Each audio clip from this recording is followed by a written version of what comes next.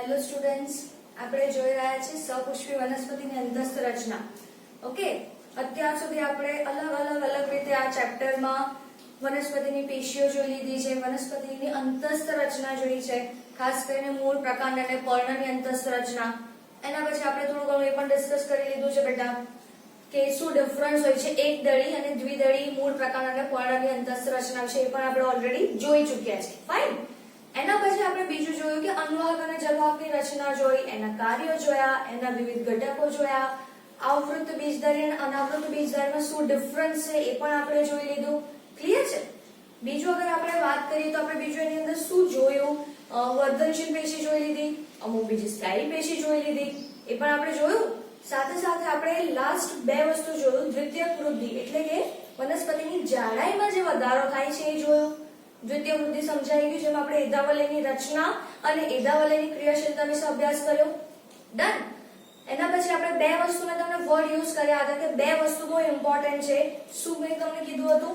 એક યાદ રાખવાનું છે, કાસ્ટ અથવા તો જેને આપણે શું કહીશું બેટા, લાકડું, જે શામાંથી બને છે, ખાસ કરીને શામાંથી બની રહ્યું છે, જલવાહક. ઓકે. અને બીજું આપણે જોવાનું છે છાલ. છાલ જે છે બને છે બાહ્યકના કોષોમાં. શામાં બની રહ્યું છે? છાલ જે છે શામાં બને છે? બાહ્યકના કોષોમાં. તો આપણે લાકડાનું જે નિર્માણ છે એ આપણે ઓલરેડી જોઈ ચૂક્યા છે. ઓકે, કે કેવી રીતે લાકડાનું નિર્માણ થાય છે, કઈ ઋતુમાં કેવા પ્રકારના લાકડાનું નિર્માણ થાય છે. બીજું આપણે જોયું કે એની અંદર સ્થૂલન શાનું જમા થાય છે, એ પ્રમાણે આપણે રસ કાસ્ટ અને મધ્ય કાસ્ટની વાત કરી, વસંત કાસ્ટ અને શરદ કાસ્ટની વાત કરી. ડન. આ વસ્તુ બહુ ઇમ્પોર્ટન્ટ છે બેટા, અને સાથે સાથે આપણે ટેક્સ્ટ બુક પણ રીડ કરીને એની લાઈન ટુ લાઈન સમજ્યા. લાસ્ટ લેક્ચરમાં મેં તમને લોકોને વસંત કાસ્ટ અને શરદ કાસ્ટ અને રસ કાસ્ટ અને મધ્ય કાસ્ટ એનો ડિફરન્સ પણ તમને લખવા આપ્યો હતો. આઈ હોપ કે બધાએ હોમવર્ક કમ્પ્લીટ કર્યું હશે, પણ એના તફાવતના મુદ્દા અમે ક્લાસમાં ડિસ્કસ કરી લીધા હતા. ફાઇન. હવે આજે આપણે નેક્સ્ટ જોવાનું છે છાલ કેવી રીતે બને છે, એ આપણે જોવાનું છે.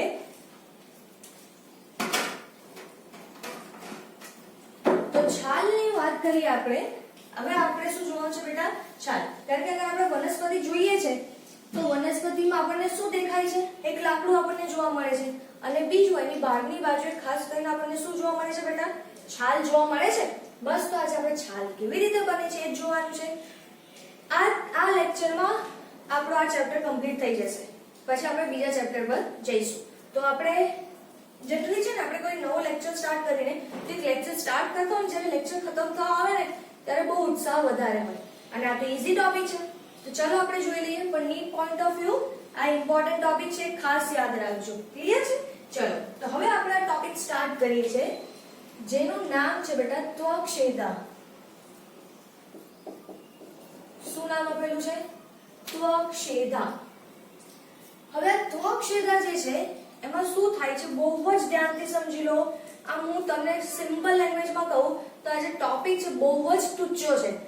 હું તમને એક આકૃતિ બનાવું છું, હું તમને ડિસ્ક્રાઇબ કરું છું, તમને બિલકુલ એનસીઈઆરટી લાઈન ટુ લાઈન સમજ પડી જશે, કોઈ જ ડિફિકલ્ટી આવશે નહીં. બહુ જ શાંતિથી આપણે અત્યાર સુધી દરેક વસ્તુ જે ભણ્યા છે બેટા, એ અંતસ્થ રચના હોય કે પછી બાહ્યાકાર રચનાની આપણે વાત કરીએ, દરેક વસ્તુ આપણે આકૃતિ સાથે ભણ્યા છે, અને આકૃતિ સાથે આપણે કઈ પણ વસ્તુ એક્સપ્લેન કરીશું તો આપણને બિલકુલ મગજમાં ક્લિયર થઈ જશે. એનાથી ઈઝી કોઈ પણ તમને સમજાવી શકે નહીં. તો આ વસ્તુ પણ આપણે જોઈ લઈએ. હું તમને આકૃતિ દોરીને એક્સપ્લેન કરું છું. બિલકુલ એવા સેન્ટેન્સીસ, એ જ રીતની વાતો તમને ટેક્સ્ટ બુકમાં જોવા મળશે, કોઈ જ ડિફરન્સ એમાં આવશે નહીં. તો બહુ જ ધ્યાનથી આપણે અહીંયા સમજી લઈએ એકવાર. આજનો નવો ટોપિક સ્ટાર્ટ કરતા પહેલા આપણે એ ડિસ્કશન કરી લઈએ કે આપણે પ્રીવિયસ લેક્ચરમાં જે છેલ્લું લેક્ચર હતો એમાં આપણે શું જોયું હતું કે જનરલી શું થાય છે બેટા. આપણે એવું એક વસ્તુ ડિસ્કસ કર્યું હતું કે આવી રીતે અહીંયા આપણી શું છે, દ્વિતીય જલવાહક. ઓકે, અહીંયા એની બહાર આપણને શું છે, મતલબ એદાવલય છે, અને એના સિવાયનો બધો જ વિસ્તાર છે, બધો જ શું છે, દ્વિતીય જલવાહક.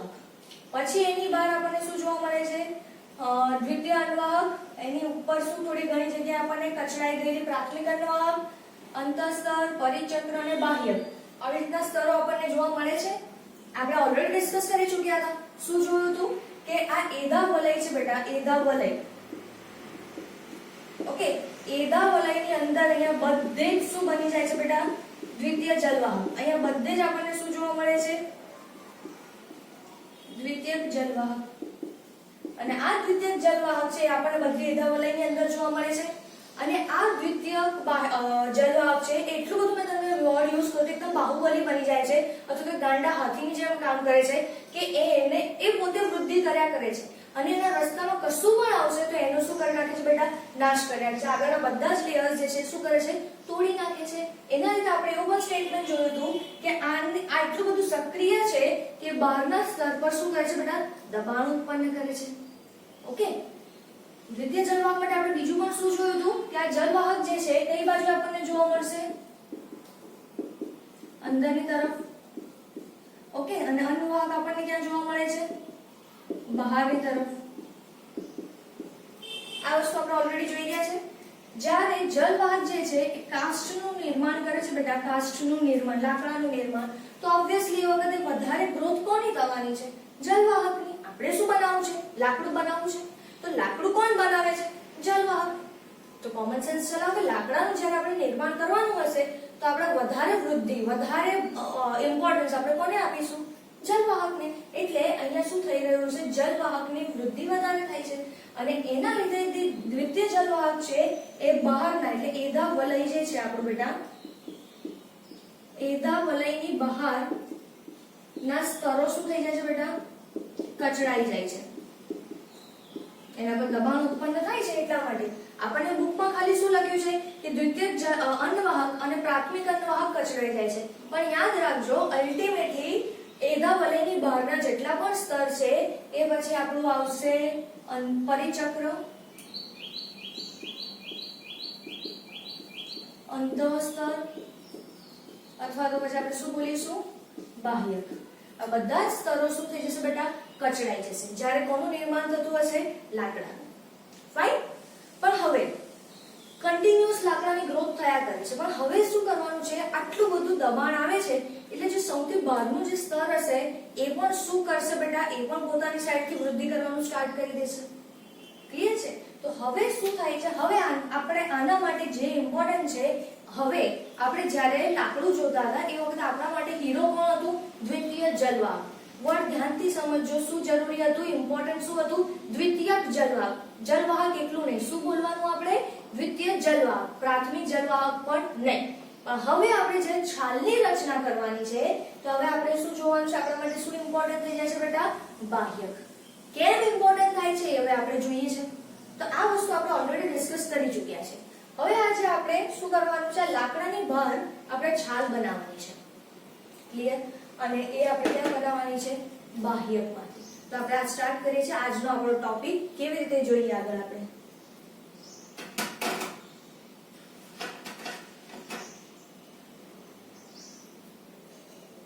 ચલો.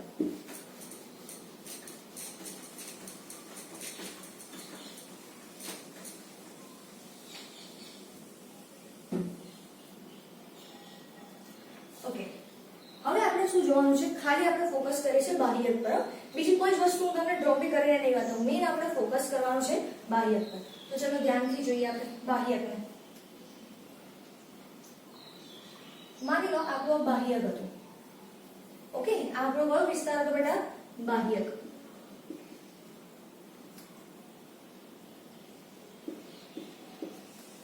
હવે બાહ્યક એવું કે છે ભાઈ દ્વિતીય જલવાહક બહુ થયું તારું, તારા બહુ નકરા થઈ ગયા, હવે તારે અટકવાનું છે. હવે વૃદ્ધિ હું કરીશ. લાકડું બહુ બનાવી લીધું, હવે છાલ બનાવવાનો વારો છે. તો હવે કોણ એક્ટિવેટ થશે બેટા? આ બાહ્યકમાં. ધ્યાનથી સમજજો. હવે બાહ્યકના અમુક કોષો, ધ્યાનથી સમજજો, બાહ્યકના અમુક કોષો બે જાડા સ્તર બનાવે છે. શું બનાવે છે બેટા? બે જાડા સ્તર.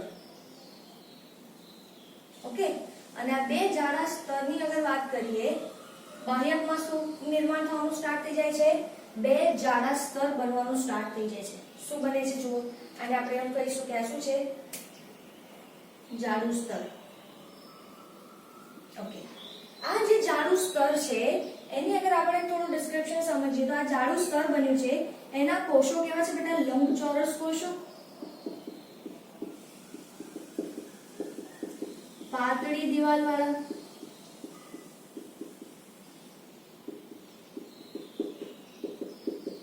ઓકે, અને ઓલવેઝ કેવા ગોઠવાશે? બે હરોળમાં. જુઓ, એટલે મેં આવી રીતે બે બતાયા છે.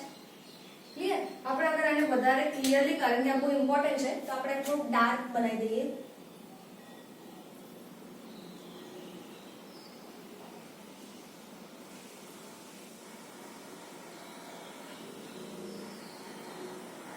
ઓકે, જુઓ.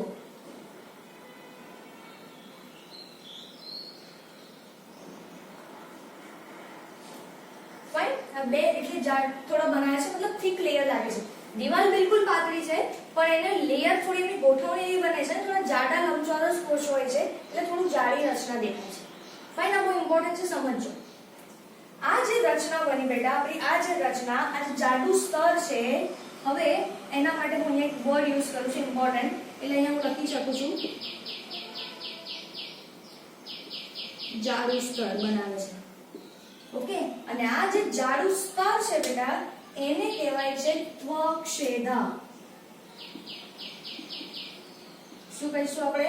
ત્વક્ષેધા. બાહ્યકમાં અમુક જગ્યાએથી સડનલી અમુક કોષો શું કરે છે? વૃદ્ધિ પામવાનું ચાલુ કરી દે છે. કેવા બની જાય છે? વર્ધનશીલ બની જાય છે. અને પછી શું કરે છે?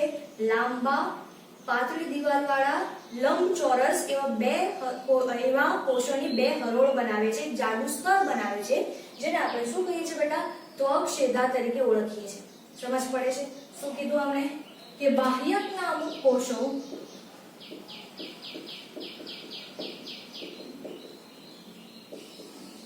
શું બને છે બેટા? વર્ધનશીલ બનીને જાડું સ્તર રચે છે, જેમાં પાતળી દિવાલ વાળા લંબચોરસ કોષોની બે હરોળમાં ગોઠવાય છે. કેટલી હરોળમાં ગોઠવાય છે બેટા? બે લાઈનમાં ગોઠવાય છે. તો આપણે આને શું કહીશું? આપણે ત્વક્ષેધા. આને શું કહીશું બેટા? આપણે ત્વક્ષેધા તરીકે ઓળખીશું. ક્લિયર છે આટલી વાત? ઓકે. હવે જે રીતે આપણે લાકડાના નિર્માણમાં શું જોયું હતું કે એધા વલય જે હતું બેટા આપણું, આ એધા વલય હતું. ઓકે, એધા વલય એની અંદરની બાજુ અને એની બહારની બાજુ શું હતું? આ એધા વલય.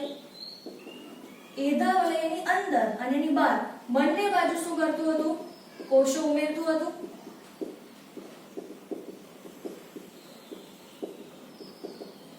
એધા વલય જે બન્યું આપણું અંતઃકુલીય અને આંતરકુલીય એધાને આખું સળંગ કહીશું તો શું બની ગયું બેટા?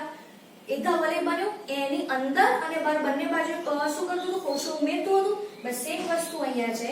અંદરની બાજુએ પણ કોષો ઉમેરાય છે અને બહારની બાજુએ પણ શું થાય છે બેટા? કોષો ઉમેરાવાનું સ્ટાર્ટ થાય છે. તો બહારની બાજુએ ખાસ કરીને અગર આપણે વાત કરીએ તો આવી રીતના કોષો એડ થવાનું સ્ટાર્ટ થઈ જાય છે. ઓકે, મેં પૂરેપૂરા કોષો એટલા માટે નથી બતાવ્યું કારણ કે આપણે બીજું અલગ રચના જોવાની છે. અને અંદરની બાજુએ પણ શું થાય છે બેટા? કોષો ઉમેરાવાનું સ્ટાર્ટ થઈ જાય છે.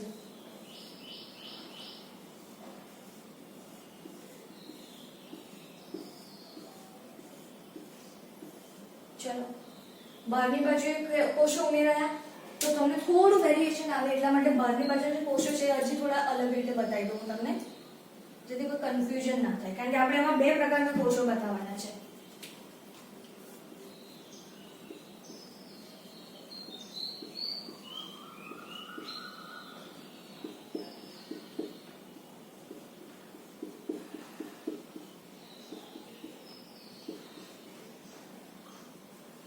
ઓકે, આવી રીતના કોષો આપણને જોવા મળે છે. ઓકે, તો આ જે અંદરની બાજુએ જે આ સ્તર બન્યું બેટા, અંદરની બાજુએ આ અંદરની બાજુનું જે સ્તર છે આપણે એને શું કહીએ છીએ? દ્વિતીયક બાહ્યક, અથવા તો બીજું આપણે એને શું કહીશું બેટા? ઉપત્વક્ષા. શું કહીશું આપણે એને? દ્વિતીય બાહ્યક અથવા તો શું કહીશું? ઉપત્વક્ષા. અંદરની બાજુ જે કોષો બન્યા આપણે એને શું કીધું? દ્વિતીય બાહ્યક અથવા તો ઉપત્વક્ષા ત્વક્ષા. ઓકે, અને જે બહારની બાજુએ બને છે, આ જે સ્તર બન્યું છે બહારની બાજુએ આ કોષોનું. ઓકે, એક મિનિટ.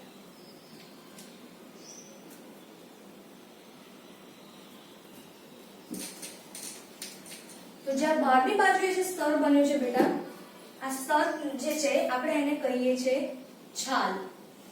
શું કહીશું આપણે? છાલ, અથવા તો એને બીજું કહેવાશે ત્વક્ષા. શું બોલીશું આપણે? છાલ પણ બોલાય, અથવા તો બીજું શું બોલાશે આપણે એને? ત્વક્ષા. ઓકે, ધ્યાનથી સમજીએ, બહુ ઈઝી છે. અંદર જે કોષો ઉમેરાયા બેટા એ દ્વિતીય બાહ્યક કહીશું આપણે, અથવા તો આપણે શું કહીશું? ઉપત્વક્ષા. અને સામાન્ય રીતે બાહ્યકના કોષો જે હોય છે કેવા હોય છે? કયા કોષો હોય છે બાહ્યક? કયા કોષો બાહ્યક બનાવે છે બેટા? મૃદુતકના કોષો. તો આ પણ જે અહીંયા કોષો છે, સિમ્પલી આ કયા કોષો છે બેટા? અહીંયા મૃદુતકના કોષો, બાહ્યકની અંદર, દ્વિતીય બાહ્યકમાં. ઓકે, અને અહીંયા જે છાલમાં જે કોષો બની રહ્યા છે બેટા, એ જે કોષો છે એની અંદર સુબેરિનની જમાવટ વાળા કોષો જોવા મળે છે. લો ભાઈ, આની અંદર તો બહાર તો એટલું ખોટું લાગી ગયું કે એને શું કરી દીધું? સુબેરિનની જમાવટ કરી દીધી. કોનું સ્થૂલન આપણને જોવા મળે છે બેટા? સુબેરિનનું સ્થૂલન જોવા મળે છે. તો આપણે આને થોડું સુબેરિનનું સ્થૂલન સમજવું છે, એટલા માટે આપણે આને થોડુંક આવી રીતે બતાવી દઈએ. એટલે આ શું ઇન્ડિકેટ કરશે કે હા ભાઈ આની અંદર સ્થૂલન થયેલું છે. ક્લિયર? શાનું સ્થૂલન છે બેટા? સુબેરિનનું સ્થૂલન, અથવા તો શું જોવા મળે છે આપણને? સુબેરિનની જમાવટ આપણને એમાં જોવા મળે છે. અને આપણને ખબર છે કોઈ પણ વસ્તુની અગર જમાવટ થઈ જશે, કોઈ પણ વસ્તુની જમાવટ, તો એના લીધે આ વસ્તુઓ પાણી માટે કેવી બની જશે બેટા? અપ્રવેશશીલ. તો ત્વક્ષા જે છે આપણી, આ જે ત્વક્ષા અથવા તો છાલ, એ શું થઈ જશે બેટા? પાણી માટે અપ્રવેશશીલ. પાણી માટે કેવી બની જશે બેટા? અપ્રવેશશીલ. મતલબ પાણીને અંદર વહન કરાવવા દેશે નહીં. કેમ નહીં કરાવવા દે? શાના માટે? કેમ કે એમાં કોનું સ્થૂલન થઈ ગયું છે બેટા? સુબેરિનનું. સમજ પડે છે? ખ્યાલ આવ્યો? વચ્ચે સૌથી પહેલા બાહ્યકના અમુક કોષો વિભાજન પામે છે, એટલે કે વર્ધનશીલ બને છે, અને શું બનાવે છે? બે હરોળ બનાવે છે, પાતળી દિવાલ વાળા લંબચોરસ કોષો, અને બીજું શું હોય છે? બે હરોળમાં ગોઠવાય છે અને જાડું લેયર બનાવે છે. તો આપણે એને શું નામ આપ્યું? ત્વક્ષેદા. ઓકે, આ જે ત્વક્ષેદા છે બેટા, એ અંદર અને બહાર બંને બાજુએ શું કરે છે? કોષો ઉમેરવાનું ચાલુ કરે છે. અંદરની બાજુ સિમ્પલ મૃદુતકના કોષો જોવા મળે છે, તો આપણે અંદર આપણે શું કહીશું એને? દ્વિતીય બાહ્યક, અથવા તો શું કહીશું આપણે એને? ઉપત્વક્ષા. શું કહીશું આપણે એને? ઉપત્વક્ષા. અને બહારની બાજુ જે કોષો છે એ સુબેરિનની જમાવટ વાળા કોષો છે, અને સુબેરિનની જમાવટના કારણે એ પાણીને અંદર એન્ટર થવા દેતા નથી. પાણી માટે કેવા છે બેટા? અપ્રવેશશીલ. તો આ જે બહારનું આ સ્તર છે આપણે એને શું કહીએ છીએ? છાલ, અથવા તો શું કહીશું આપણે એને? ત્વક્ષા. ચલો, એટલે ત્રણ સ્તર બહુ ઇમ્પોર્ટન્ટ છે. કેવી રીતે આ ત્રણ સ્તર બન્યા સમજાઈ ગયું છે? એમાં કોઈ મગજમારી? બિલકુલ નહીં. તો હવે આપણે એક નવી વસ્તુ જોઈએ. આપણું આ દ્વિતીયક બાહ્યક, ઓકે, ત્વક્ષેદા, ઓકે, અને ત્રીજું છાલ, અથવા તો શું કહીશું આપણે એને? ત્વક્ષા. આ ત્રણે ને બેટા સામૂહિક રીતે આપણે કહીએ છીએ બાહ્ય વલ્ક. શાના તરીકે આપણે એને ઓળખીએ છીએ? બાહ્ય વલ્ક તરીકે આપણે એને ઓળખીએ છીએ. સમજ પડી? મતલબ આજે આખા ત્રણેય લેયર થઈ ગયા. એ ત્રણેય લેયરને સામાન્ય રીતે આપણે શાના તરીકે ઓળખીએ છીએ? બાહ્ય વલ્ક તરીકે ઓળખીએ છીએ. આ ત્રણને સંયુક્ત રીતે, એટલે આ બાહ્ય વલ્ક મતલબ ત્રણેય સ્તરને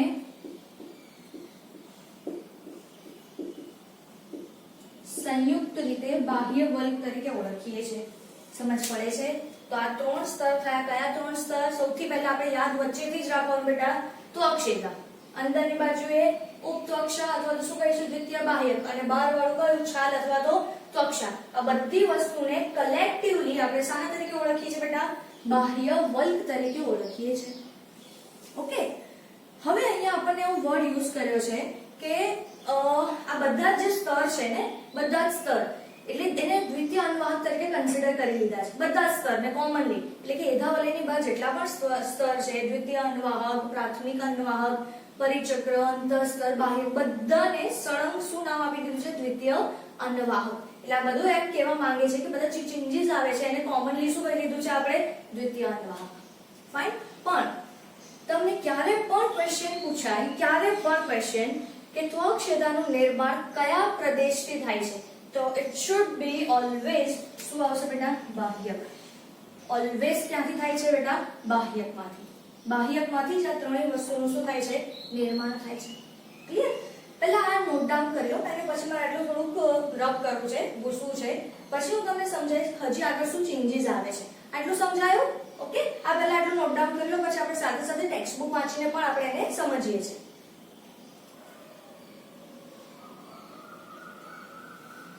કારણ કે આમાં એ લોકોને એવું કેવું છે, છાલ જે છે ને, એ લોકો છાલ જેને કીધું છે, તો છાલ એ લોકોએ કોને કીધું છે? છાલ માટે ખાસ કરીને અગર સમજીએ તો દ્વિતીય અન્નવાહક ની બહારના તમામ સ્તર માટે વપરાય છે. એટલે હવે લોકો આ જે છાલ કોને કીધું કે દ્વિતીય અન્નવાહક થી લઈને છેક બહારના જેટલા પણ સ્તર છે એને કોમનલી એ લોકોએ શું નામ આપી દીધું છે? છાલ.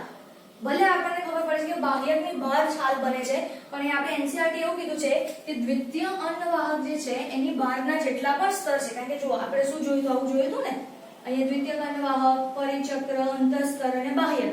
એટલે આ બધા જ સ્તર છે, આ બધા જ સ્તરને એ લોકોએ કોમનલી શું નામ આપી દીધું બેટા? છાલ.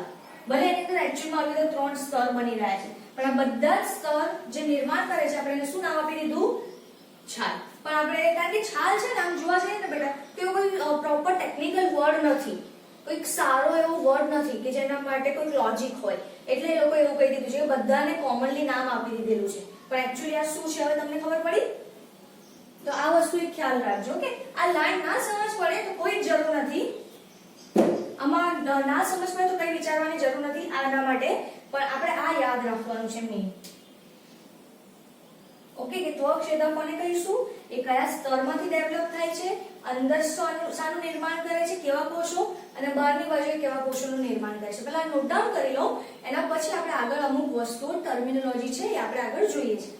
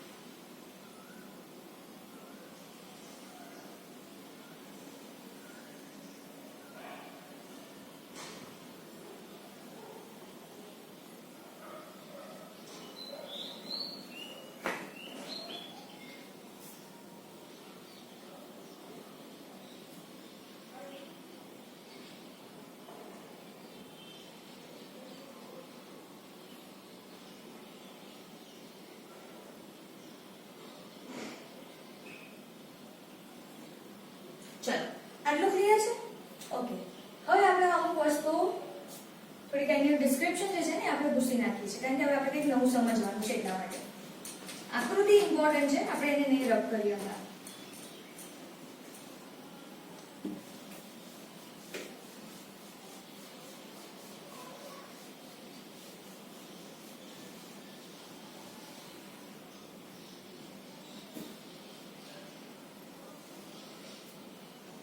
ચલો,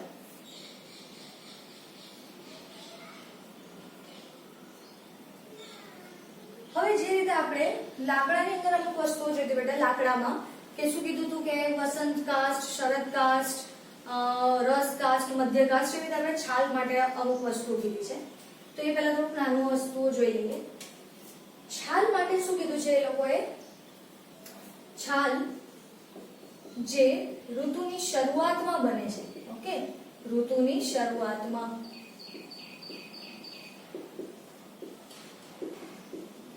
અને બીજી છે એ ક્યારે બને છે? ઋતુના અંતમાં.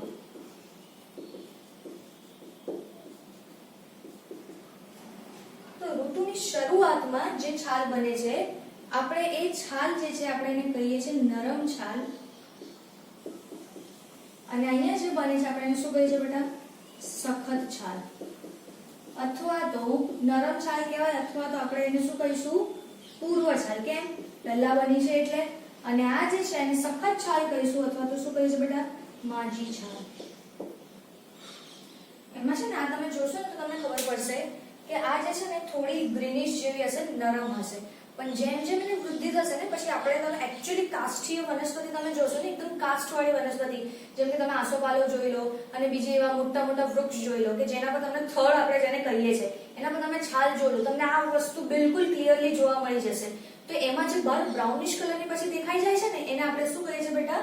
માજી છાલ અથવા તો સખત છાલ તરીકે આપણે એને ઓળખીએ છીએ. આ તમને ક્લિયરલી એમાં જોવા મળશે. અને હવે જે આપણે ભણવા જઈ રહ્યા છે એ વસ્તુ પણ તમને કાષ્ઠીય વનસ્પતિમાં, એટલે આપણે આજુબાજુ મોટા મોટા ઝાડ છે ને જેમાં આપણને એવી થડ જેવી રચના જોવા મળે છે, એમાં તમને ક્લિયરલી આ વસ્તુ હમણાં હું જે સમજાય છે તમને બિલકુલ જોવા મળી જશે. તો હવે અહીંયા ધ્યાન આપો, એકદમ ધ્યાનથી. આટલી વસ્તુ સમજ પડી ગઈ? હવે આપણી એનસીઈઆરટી શું કહી રહી છે કે હવે અમુક ટાઈમ પછી શું થશે? આજે ત્વક્ષેદાના કોષો, બેટા ધ્યાનથી સમજો, ત્વક્ષેદાના કોષો જનરલી બહારની બાજુએ સુબેરની જમાવટ વાળા કોષો બનાવી રહ્યું હતું. સુબેરની જમાવટ વાળા કોષો એટલે કે છાલનું નિર્માણ કરવા માટે જવાબદાર કોણ છે? ત્વક્ષા છે. છાલનું નિર્માણ આપણે શું સ્ટેટમેન્ટ આપ્યું પહેલા જ કે ત્વક્ષા અંદર અને બહાર બંનેની બાજુએ કોષો ઉમેરે છે. એટલે અંદર અને બહાર બંને બાજુએ કોષો ઉમેરવાનું કામ કોણ કરે છે બેટા? ત્વક્ષેદા. ક્લિયર છે? હવે સમજો કે આ જે અત્યાર સુધી ત્વક્ષેદા શું કરે છે? બહારની બાજુએ સુબેરીની જમાવટ વાળા કોષો ઉમેરે છે. ફાઇન. પણ હવે આ ત્વક્ષેદા જે છે અહીંયા બહારની બાજુએ મૃદુતકના કોષો ઉમેરવાનું ચાલુ કરી દે છે બેટા. શું કરે છે? મૃદુતકના કોષો ઉમેરવાનું. એટલા માટે આપણે એવું કહે છે કે અમુક આ પતી ગયું, આમાં એટલું જ છે. ઓકે. હવે આના માટે શું વર્ડ યુઝ કર્યો સમજો કે અમુક સમય બાદ ત્વક્ષેદાના કોષો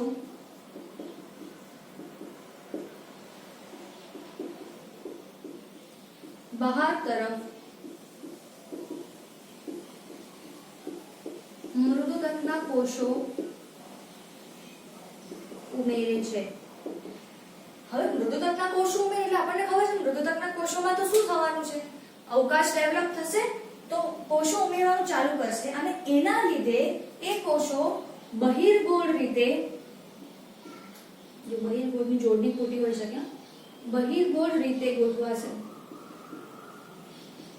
એક રચના ડેવલપ કરે છે. બહિર્ગોળ રીતે ગોઠવાય કરતા બહિર્ગોળ રચના ડેવલપ કરે છે.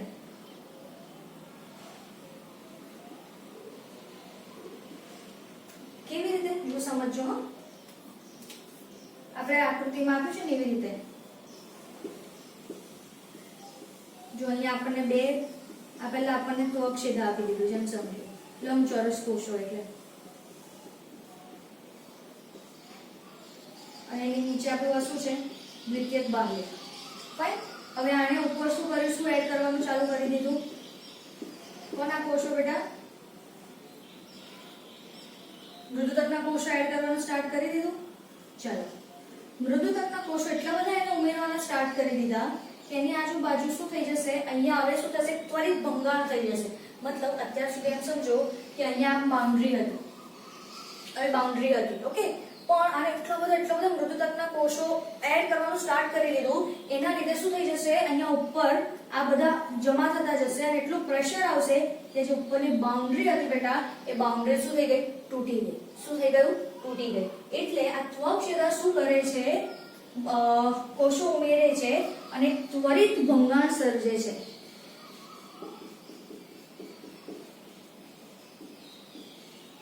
શું કરે છે? જો એકદમ એમ સમજો, આપણે બધા એક ટોળામાં ઊભા છે. ઓકે. ધીરે ધીરે અંદરથી ધક્કા વાગી રહ્યા છે. તમે સમજો એક ટાઈમ એવો આવશે કે જ્યારે એટલું બધું સ્પીડમાં ધક્કો વાગશે કે જે એકદમ આગળ ઉભેલા સ્ટુડન્ટ્સ છે ને, આગળ જે લોકો ઊભા છે એમને એટલો જોરદાર ધક્કો વાગશે કે લોકો સીધા ક્લાસની બહાર જતા રહેશે.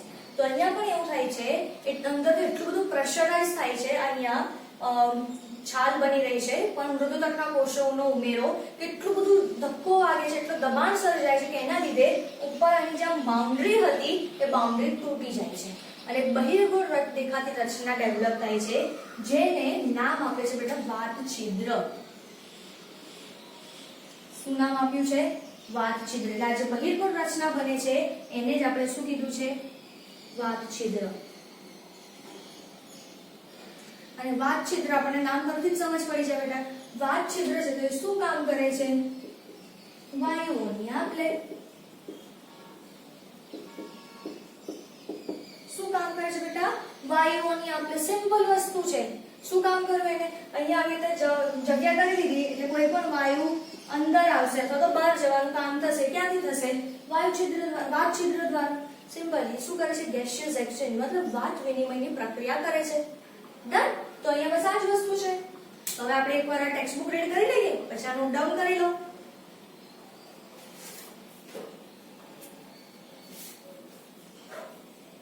ચલો, પેજ નંબર 96, પેજ નંબર 96 લઈને બેસો. ચલો ટેક્સ્ટ બુકમાં 6.4.2 ત્વક્ષેદા મળ્યું.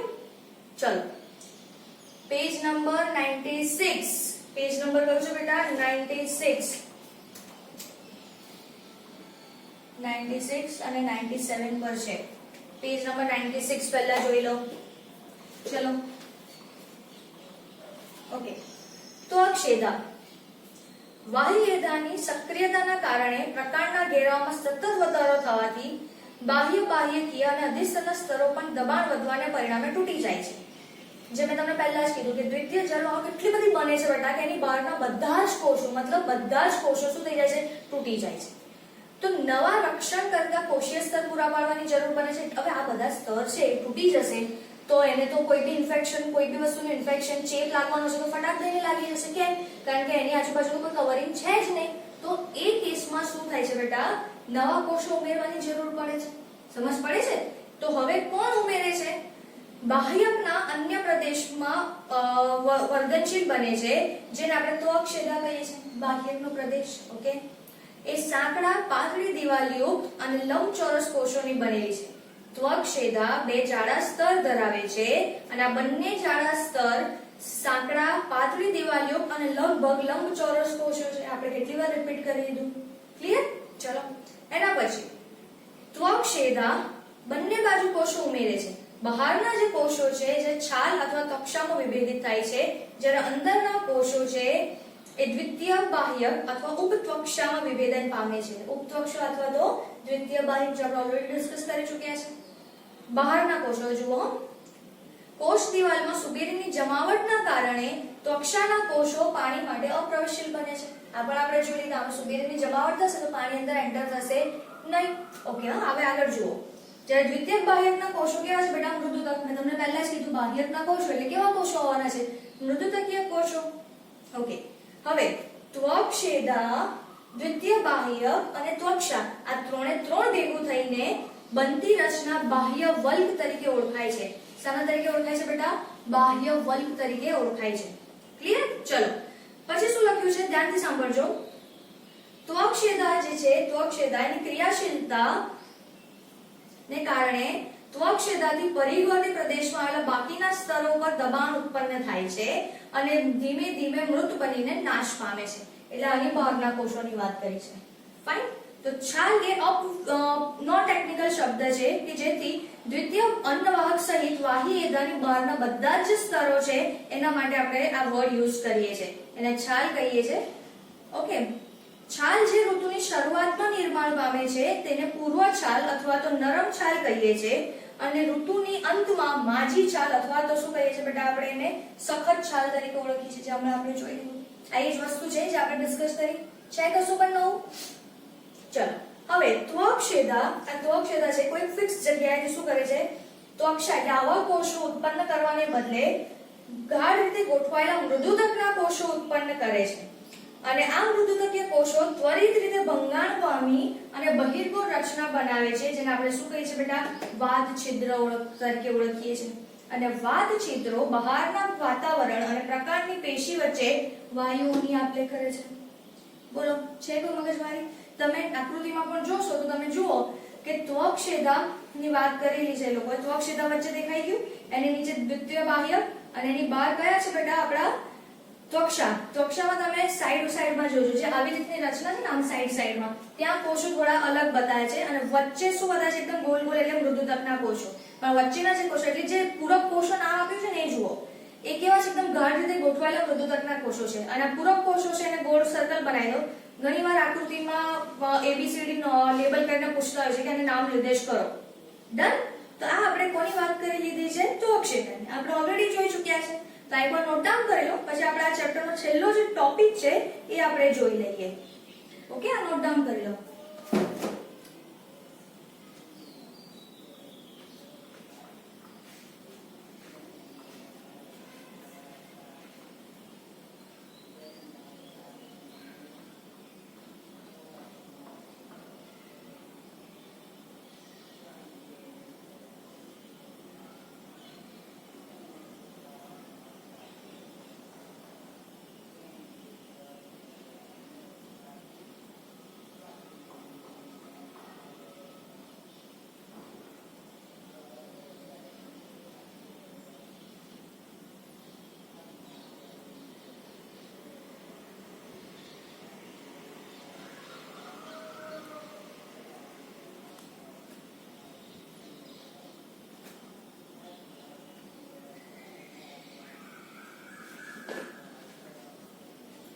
ચલો, હવે આપણે લાસ્ટ ટોપિક જોઈ લઈએ આપણા ચેપ્ટરનો, જેને આપણે કહીએ છીએ મૂળમાં દ્વિતીય વૃદ્ધિ.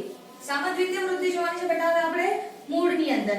આપણે અત્યાર સુધી આ જેટલું પણ દ્વિતીય વૃદ્ધિની વાત કરી, જે પણ વસ્તુ આપણે ડિસ્કસ કરીને, એ બધી જ વસ્તુ શું છે? પ્રકાંડની હતી. ઓકે, આ બધી જ આપણે શાની વાત કરી હતી? દ્વિદળી પ્રકાંડ. હવે આપણે જોવાનું છે બેટા દ્વિદળી મૂળમાં દ્વિતીય વૃદ્ધિ. જુઓ, મારી વાત ધ્યાનથી સાંભળી લો, ધ્યાનથી. આમાં કશું જ યાદ રાખવાની જરૂર નથી, કશું જ નહીં. આમાંથી એક જ રીતનો ક્વેશ્ચન આવે છે, એક જ રીતનો. શું છે એટલું જોઈ લઈએ. દ્વિતીય વૃદ્ધિ આપણે ઓલરેડી ભણી ગયા છે, બરાબર છે? પણ ધ્યાનથી સાંભળજો. પ્રકાંડની વાત કરીએ તો પ્રકાંડની અંદર શું છે બેટા? એની પાસે સ્પેસિફિક એદાના કોષો છે કે જે વિભાજન પામે છે. પણ આપણે દ્વિદળી મૂળ માટે એક શબ્દ યાદ કરો, રિમેમ્બર કે આપણે એમાં જે દ્વિતીય વૃદ્ધિ આપણને જોવા મળે છે, ક્યાંથી જોવા મળે છે? પરિચક્રના કોષોમાંથી. ક્યાં જોવા મળે છે બેટા? પરિચક્રના કોષોમાંથી આપણને આ વસ્તુ જોવા મળે છે. તો આમાં એટલું જ યાદ રાખવાનું છે, ખાલી ધ્યાનથી સમજો કે આની અંદર શું થાય છે. સપોઝ મૂળની રચનાની વાત કરતા હતા તો આપણને અહીંયા શું આવતું હતું? અહીંયા જલવાહક, અંડવાહક. પછી અહીંયા શું હતું? અહીંયા બધે જ પહેલા જલવાહક. ઓકે, અને અહીંયા વચ્ચે શું હતું? બધે અન્નવાહક. આવી રીતે આમાં ગોઠવણી આપણને જોવા મળી હતી. તો હવે આની અંદર જે નિર્માણ થઈ રહ્યું છે, ધ્યાનથી સમજો. હવે નિર્માણ થઈ રહ્યું છે, કેવી રીતે થાય છે? અન્નવાહકની નીચેથી અને પરિચક્રની ઉપર. અન્નવાહકની નીચે અને પરિચક્રની ઉપર. અન્નવાહકની નીચે અને પરિચક્રની ઉપર. અન્નવાહકની નીચે અને પરિચક્રની ઉપર થઈને આવી રીતે વસ્તુ ડેવલપ થાય છે. હવે તમને દસમાનું પરિચક્ર નહીં બતાવ્યું તમે, તો આની બહાર શું આવે છે બેટા? આ જે આવું ગોઠવાય છે, આપણે એને શું કીધું હતું? પરિચક્ર. જો આ બ્લુ બતાવ્યું એ આપણું શું છે? પરિચક્ર. શું બન્યું? પરિચક્ર. આના માટે તમારે શું યાદ રાખવાનું છે? આ આપણું આ જે બન્યું ને એ કશું જ નથી, એ જ બેટા એધા વલય. તો મૂળની અંદર એધા વલયનું નિર્માણ થાય છે. તો જુઓ, આ તમને કેવું દેખાય છે? ગોળ ગોળ દેખાય છે? ના, આ કેવું દેખાય છે? તરંગિત દેખાય છે. તો આના માટે યાદ રાખવાનું, દ્વિદળી મૂળમાં જે દ્વિતીય વૃદ્ધિ થશે તો એનું જે એધા વલય બને છે એ અમુક સમય પહેલા કેવું બને છે બેટા? તરંગિત. પહેલા કેવું બને છે? તરંગિત બને છે પહેલા આવી રીતે. અને તરંગિત એટલે તમારે કેવું, કેમ આવું તરંગિત બને છે યાદ રાખજો. તો એ શું થાય છે? અન્નવાહકની નીચેથી બને છે અને પરિચક્રની ઉપર. ઉપર થઈને ગોઠવાશે. અન્નવાહકની નીચે ગોઠવાશે અને પરિચક્રની ઉપર. એટલા માટે આ કેવું બને છે? તરંગિત. અને પાછળથી કેવું બને છે બેટા? પાછળથી વલયાકાર બને છે. શરૂઆતમાં કેવું બન્યું? તરંગીત. અને પાછળથી કેવું બને છે? વલયાકાર. બસ ધેટ્સ ઓલ. આ એકમાત્ર ક્વેશ્ચન છે, ઓન્લી ને ઓન્લી આ વન ક્વેશ્ચન છે કે જે આપણને દ્વિદળી મૂળમાં દ્વિતીય વૃદ્ધિમાં પૂછતા હોય છે કે આમાં જે એધાવલયની રચના થાય છે કેવી રીતની હોય છે બેટા? તો પહેલા એધાવલય તરંગીત હોય છે અને પાછળથી પછી આખું સર્કલ બની જાય છે. બસ આ જ. બાકી તો આપણે જે દ્વિતીય વૃદ્ધિમાં જેટલું જોઈ ગયા કે પછી એધા બંને બાજુએ કોષો ઉમેરે છે, દ્વિતીય જલવા, બસ એ જ વસ્તુ આમાં છે. કન્ટિન્યુ છે, સેમ પ્રોસિજર છે, કોઈ જ ચેન્જ નહીં. એકમાત્ર આમાં ડિફરન્સ છે પ્રકાંડ કરતા, કારણ કે પ્રકાંડની અંદર એધાના કોષો છે, અહીંયા એધાના કોષો નથી. અહીંયા જે દ્વિતીય વૃદ્ધિ થશે ક્યાંથી થવાની છે? પરિચક્રના કોષમાંથી બેટા. સમજો પ્રકાંડમાં તો આપણે આવું જોયું હતું ને, પ્રકાંડની અંદર આવો વાહીપૂલ હતો. આ શું થઈ ગયું આપણું? વાહીપૂલ. અહીંયા શું હતું? જલવાહક. ઉપર શું હતું? અન્નવાહક. અને વચ્ચે શું હાજર હતું બેટા? એધા. અને આપણને ખબર છે એધા શું કરે છે? વિભાજન કરવાની ક્ષમતા ધરાવે છે. તો આ આપણને કોનામાં જોવા મળ્યું? તો પ્રકાંડમાં. પ્રકાંડમાં આ રચના હાજર છે, પણ મૂળ પાસે તો એધા છે જ નહીં બેટા. તો આપણે મૂળ માટે જ્યારે ભણી ગયા હતા દ્વિદળી મૂળ, તો આપણે શું જોયું હતું? દ્વિદળી મૂળમાં બેટા દ્વિતીય વૃદ્ધિ પરિચક્રના કોષોમાંથી થાય છે. ઓકે, એટલે આની રચના આ એક ક્વેશ્ચન છે. હું ખાલી એને સ્ટાર પોઈન્ટ કરું છું, ધ્યાન રાખજો કે સૌથી પહેલા આમાં જે એધાવલય બને છે બેટા એ કેવો હોય છે? તરંગીત. અને પાછળથી કેવું બને છે? વલયાકાર. ડન. બસ. તો આની સાથે આપણે અહીંયા આપણો આ ચેપ્ટર કમ્પ્લીટ કરીએ છીએ. નેક્સ્ટ લેક્ચરમાં આપણે નવા ચેપ્ટર સાથે મળીશું. અહીંયા આપણો આ ચેપ્ટર કમ્પ્લીટ થાય છે. જે વસ્તુ મેં તમને સ્ટાર પોઈન્ટ બતાવ્યું છે, જે ડાયાગ્રામથી કર્યું છે, એ તમે એવી રીતે ટેક્સ્ટ બુકમાંથી વાંચજો. ક્લિયર થઈ જશે, કોઈ જ ડિફિકલ્ટી નહીં આવે. ક્લિયર છે? તો અહીંયા આપણે આપણો લેક્ચર કમ્પ્લીટ કરીએ છીએ અને નેક્સ્ટ લેક્ચરમાં આપણે નવો ચેપ્ટર સ્ટાર્ટ કરીશું. તો આ એકવાર નોટ ડાઉન કરી લેજો.